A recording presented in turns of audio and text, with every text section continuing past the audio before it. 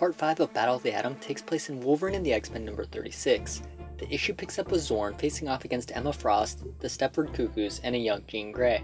While it looks like they are all just standing still, an intense psychic battle takes place. Even though Xorn, who's the old young Jean Grey, is outnumbered, she slowly overcomes her opponents. Fueled by her hatred of Jean Grey and everything she represents, Emma Frost fights her hardest. Yet Xorn is too much and defeats the White Queen and her Cuckoos. With their allies downed, it all comes down to the young Jean. Meanwhile, Old Scott and Wolverine's teams face off. The two leaders trade some jabs and rehash why they despise each other so much. Young Scott tires of the dialogue and blasts Wolverine, starting a fight. Young and Old Scott band together and attempt to take charge of the situation. Even outnumbered, the two fight on bravely. At the same time, the two Jeans continue their telepathic fight. Young Jean somehow finds some untapped potential and actually gains the upper hand in the fight. As she stands over Xorn in triumph, she reads her older self's mind to see why she must return to the past. Although she doesn't say what she saw, young Jean realizes she must return. She stops the fight and tells young Scott it is time to go home. At the Jean Grey school, young Bobby and young Hank are hanging out. Suddenly, Magic arrives and tells them they must all go to the future. The two teens agree and they step into Magic's portal. When they arrive in the future, they are shocked to see an impressive group who call themselves the X-Men. So these future X-Men are clearly different X-Men than we've already seen in Battle of the Atom. So it makes me think maybe there's multiple factions in the future as well. Just like in the present we have Cyclops' side and Wolverine's side, maybe in the future there's Xorn's side and this new team. Why don't we take a look at this new team first? Immediately, some of the people who stand out to me are Colossus, obviously. And it actually looks like he has the Soul Taker sword, which Magic normally wields.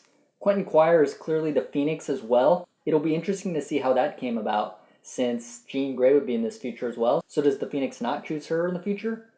I would also be pretty confident guessing that the Ice Mage is Bobby Drake. And I think it would be kind of cool if maybe in the future he split into two different beings, because the Iceman we saw who went back to the present was almost like a mindless hulking beast, whereas maybe the intelligent side of Bobby is in this Ice Mage. But some of the other characters are, obviously, we see a Sorcerer Supreme. It's hard to tell exactly who it is. It looks a little too young to be Stephen Strange, so maybe it isn't him. We also see an Iron Man who has kind of like an armor that looks sort of like Sentinel, same color pattern and stuff like that. Can't be sure if it's Tony Stark underneath or not. It could really be anybody. There also seems to be some sort of ninja girl behind her, but she's also got the 3 claws, kind of like Wolverine, but it's clearly psionic energy. Right now I'm just going to take a wild guess that could be completely wrong and say maybe it's like the child of Psylocke and Wolverine. In Rick Remender's Uncanny X-Force run, we saw a future where the two of them were a couple. Maybe I'm just reading too much into specific panels in this issue, but when all the X-Men are walking away at the ends, Psylocke and Wolverine kind of look across at each other. And I thought that was kind of strange, so maybe it could be telling, maybe not. We also see this girl riding a panther. I'm going to take another wild guess here and say this is Storm and Black Panther's child. Maybe she kind of got, the X-Men and weather powers from Storm, but also has to keep her Wakandian roots, so she's got like a tiger to aid her, I guess. Really, at this point, it's all just speculation as to who these future X-Men are. But since we know they exist, does that mean the future X-Men in our present are actually evil? I'm actually starting to think they are. I actually kind of thought there was something suspicious about them right from the get-go. But Deadpool also had an interesting line in this issue where he says everything they've said is a lie. He mutters that under his breath.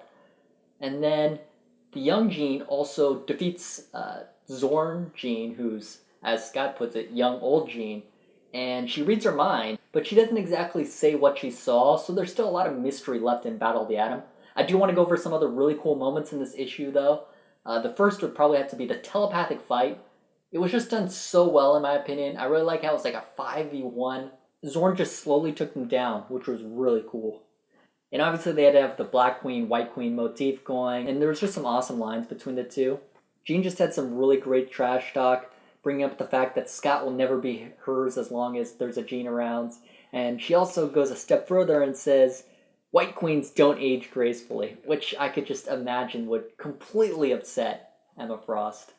Another scene I really liked were the two Scots standing back to back and just being surrounded on all sides by enemies. And then when the two of them start eye blasting, they just really seem like a couple of gunslingers ready to go out in a blaze of glory, which I loved. There were a couple of other like minor little funny moments as well. When Magic first goes to retrieve young Bobby and young Hank, the two of them are watching Shogo, and when they decide to, travel to the future, they got to do something with the baby. So they give it to Brew, which is hilarious in my opinion. Obviously, Brew's not going to eat him because he's a good brood, but it's still funny to see Brew being forced to babysit. Another great scene was the new recruits of Scott's Mutant Revolution sizing up their competition and saying like, wow, they got some weird mutants over there. But then Christopher, of course, has to point out, no, we're way weirder.